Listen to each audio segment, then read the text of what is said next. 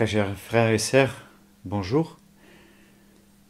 Aujourd'hui, la parole de Dieu nous donne à écouter la rencontre de Jésus avec des pharisiens, toutes les personnes qui sont avec lui après la multiplication des pains.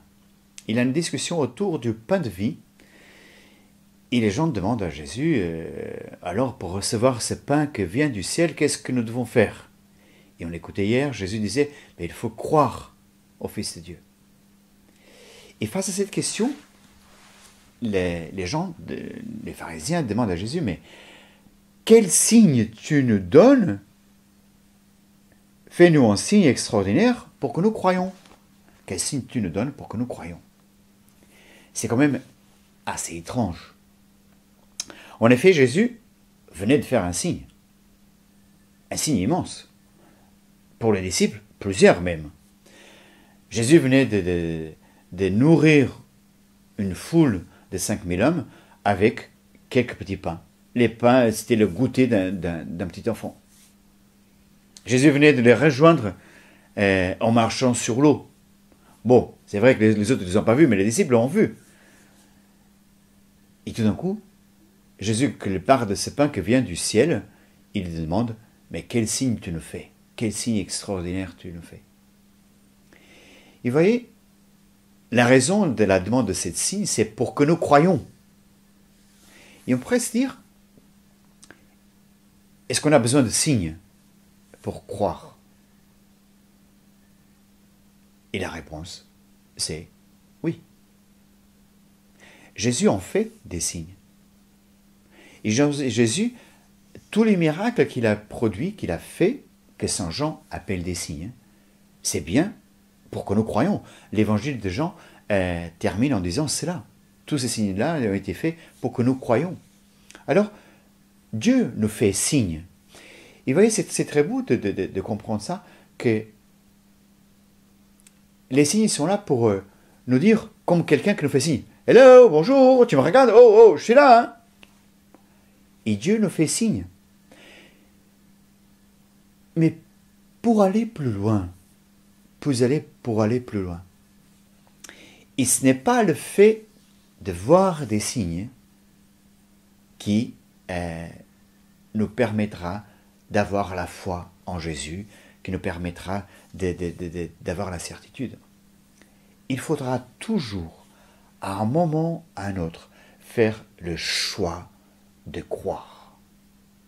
Faire le choix de croire.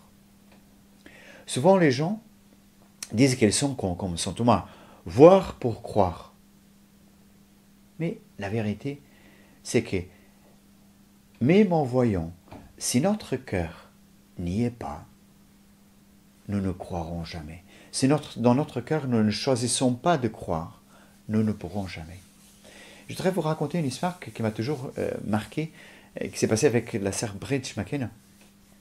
Elle a raconté un jour que dans une retraite, il y avait un prêtre qui est venu lui dire, écoutez ma sœur, j'ai perdu la foi, je suis venu à cette retraite pour voir un miracle, pour croire à nouveau. Et la sœur lui dit, écoutez père, vous savez bien que ce n'est pas par le fait de voir des miracles qu'on croit. Il faut croire pour pouvoir les voir, Dieu agir dans notre vie. Et le prêtre disait, non, si je voyais un miracle, je croirais à nouveau. Et pendant cette retraite, il y avait un homme, un prêtre, c'était une retraite de prêtre, qui avait la gangrène sur une jambe, et il devait quitter la retraite plus tôt pour être imputé à cette jambe-là. Et le soir, avant qu'il parte, ils ont prié pour lui, ils lui ont donné l'onction des malades, et la sœur Bridge McKenna a prié pour lui. Et la vérité, c'est que le matin suivant, pendant que tout le monde était au petit-déj, en silence, et qui mangeait un petit silence, il a l'homme, ce prêtre-là qui rentre en montrant sa jambe, avec le pantalon remonté, en disant « Je suis guéri, je suis guéri, je suis guéri ». Et ce prêtre, il était, le prêtre qui manquait de foi, était à côté de Bridge, et elle lui demande « Mais alors, père, vous voulez un miracle? Le voilà, est-ce que vous croyez maintenant ?»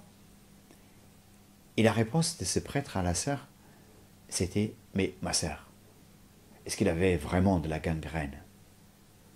Vous voyez, ce n'est pas par le fait de voir des choses que l'on croit. Il faut croire pour voir Dieu agir dans notre vie. Et c'est très beau de comprendre cela. Jésus le dit à Marthe, quand il est face au tombeau, et Jésus lui dit, mais retirez la pierre. Et Marthe dit à Jésus, Jésus, ça fait 4 jours qu'il est là-dedans, ça sent. Et Jésus dit, Marthe, ne t'ai-je pas dit que si tu crois, tu verras. Et voyez, c'est cela qui est intéressant. Pour croire par les signes que Jésus fait, il faut vouloir croire d'abord dans notre cœur. Il faudra vouloir le voir. Il faudra voir dans ces signes Dieu qui agit, Dieu qui nous fait signe. Alors en ce jour, frères et sœurs, je voudrais vous demander, quels sont et quels ont été les signes que Dieu a produits dans votre vie? En quoi Dieu vous fait signe? En quoi Dieu veut dire, mais crois en moi pour voir mon action dans ta vie. Et en voyant mon action dans ta vie, ta foi augmentera encore. Je voudrais vous inviter à regarder avec votre cœur, avec votre foi, le moment présent, pour avoir en vous la certitude que son amour ne vous quittera jamais, que sa main ne sera jamais loin de vous, qu'il vous soutiendra, et vous pourrez être assuré de l'amour de Dieu pour vous. Alors, je vous invite à prier.